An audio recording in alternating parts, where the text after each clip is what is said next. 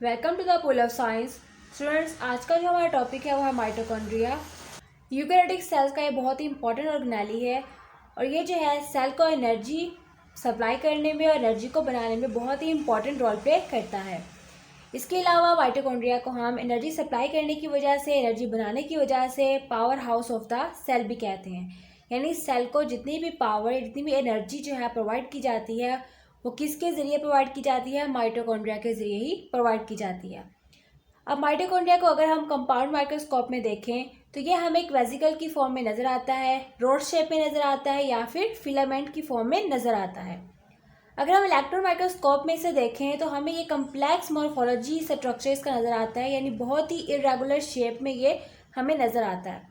Mitochondria की तादाद और उसकी शेप जो है और उसकी इंटरनल स्ट्रक्चर जो है वो सेल टू सेल वेरी करती है। हर सेल में डिफरेंट जो है इसकी शेप होती है, डिफरेंट जो है इनकी तादाद होती है। डिपेंड करता है कि सेल को कितनी एनर्जी चाहिए, तो सेल की एनर्जी की डिमांड पर जो है माइटोकॉन्ड्रिया की तादाद और उसका साइज़ जो है वो डिपेंड करता है। माइटोकॉन्ड्रिया दो मेम्ब्रेन से बाउंड ऑर्गेनेली होता है। एक इसकी आउटर मेम्ब्रेन होती है, दूसरी इसकी इनर मेम्ब्रेन होती है। आउटर मेम्ब्रेन जो है वो स्मूथ होती है, बिल्कुल प्लेन होती है, जबकि जो इनर मेम्ब्रेन होती है उसमें इनफोल्डिंग होती है और इनर चैम्बर्स बनते हैं। इन चैम्बर्स को हम क्रिस्टा बोलते हैं और ये चैम्बर्स जो हैं क्योंकि माइटोकॉन्ड्रिया की इनर साइड पे डेवलप होते हैं और माइटोकॉन्ड्रिया का जो फ्लूइड होता है माइटोकॉन्ड्रिया मैट्रिक्स, उसमें ये पाए जाते हैं। माइटोकॉन्ड्रिया मेम्ब्रेन जो है वो बिल्कुल सिमिलर होती है सेल मेम्ब्रेन से, यानी माइटोकॉन्ड्रिया की मेम्ब्रेन और सेल मेम्ब्रेन का स्ट्रक्चर जो है बिल्कुल एक जैसा होता है। माइटोकॉन्ड्रिया के अंदर जो है वो डीएनए और राइबोसोम्स भी पाए जाते हैं। अब माइटोकॉन्ड्रिया के अंदर डीएनए जो है वो स्मॉल सर्कुलर डीएनए पाया जाता है।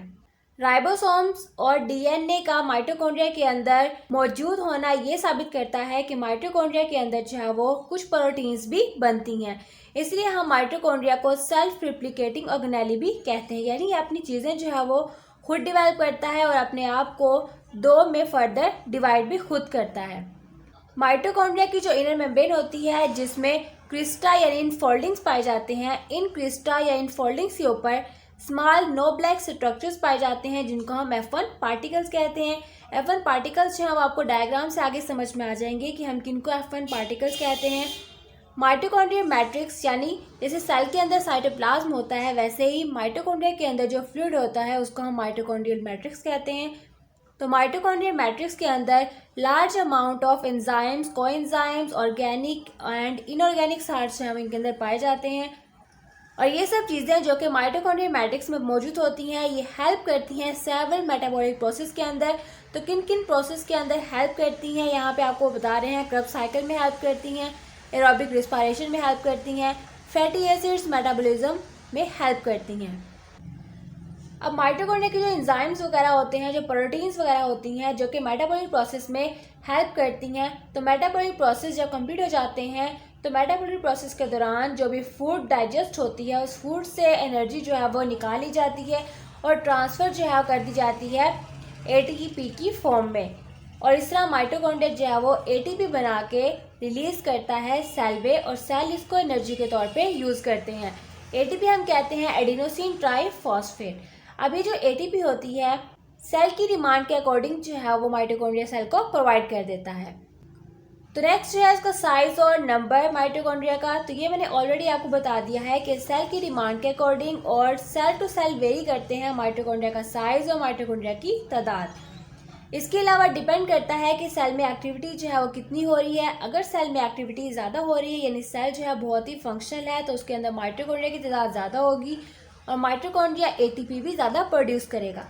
अगर सेल जो है वो इतना ज़्यादा एक्टिव नहीं है तो उसको एनर्जी भी कम चाहिए, तो माइटोकॉन्ड्रिया की तादाद उन सेल्स में कम होगी और वो कम अमाउंट ऑफ एटीपी प्रोड्यूस करेंगे।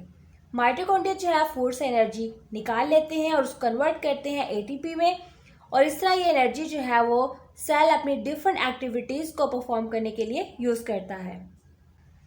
अब जैसे सेल जो है वो एनर्जी इस्तेमाल कर लेता है तो सेल की एनर्जी इस्तेमाल करने में जो एक्स्ट्रा एनर्जी बच जाती है वो एनर्जी जो है वो एडीपी की फॉर्म में होती है। तो एडीपी जो है वापस रीजनरेट होके माइटोकॉन्ड्रिया के ज़रिए एटीपी में कन्वर्ट हो जाती है और बॉडी में स्टोर हो जाती है। यानी सेल जो है वो एटीपी को पहले एडीपी में कन्वर्ट करते हैं और फिर उसको जो है वो अपनी यूज़ में लेके आते हैं, और जो एक्स्ट्रा एडीपी बच जाते हैं उनको माइटोकॉन्ड्रिया में वापस भेज दिया जाता है और माइटोकॉन्ड्रिया उनको वापस एटीपी में कन्वर्ट करके स्टोर कर लेते हैं, और जब सेल को ज़रूरत होती है फिर उनको एटीपी प्रोवाइड कर देते हैं। तो इस टॉपिक का एट द एंड जो रिजल्ट है वो ये है कि माइटोकॉन्ड्रिया को हम power house of the cell जो है वो कहते हैं। यानी हर सेल के अंदर माइटोकॉन्ड्रिया का मेन काम जो होता है वो एनर्जी को सप्लाई करना और एटीपी को प्रोड्यूस करना होता है। ये हमारे पास माइटोकॉन्ड्रिया का स्ट्रक्चर है। तो माइटोकॉन्ड्रिया जो है दो मेम्ब्रेन पर मुश्तमिल होता है, एक इसकी आउटर मेम्ब्रेन होती है और एक जो है इसकी इनर मेम्ब्रेन होती है। आउटर मेम्ब्रेन जो है बिल्कुल स्मूथ होती है और जो इनर मेम्ब्रेन होती है उसके अंदर इनफोल्डिंग्स पाई जाती हैं फिंगर लाइक, और इन फिंगर लाइक इनफोल्डिंग्स को हम क्रिस्टा बोलते हैं। इन इनफोल्डिंग्स या क्रिस्टा के ऊपर नोब लाइक यानी बल्ब लाइक स्ट्रक्चर्स पाई जाती हैं जिनको हम F1 पार्टिकल्स कहते हैं। F1 पार्टिकल्स जो है ये एटीपी प्रोड्यूस करने का काम करती हैं। माइटोकॉन्ड्रिया के अंदर कुछ राइबोसोम्स और सर्कुलर स्मॉल डीएनए पाया जाता है, और ये जो सारा बाकी मटेरियल होता है माइटोकॉन्ड्रिया के अंदर उसको हम माइटोकॉन्ड्रियल मैट्रिक्स यानी माइटोकॉन्ड्रियल फ्लूइड कहते हैं। तो ये था हमारा आज का लेसन।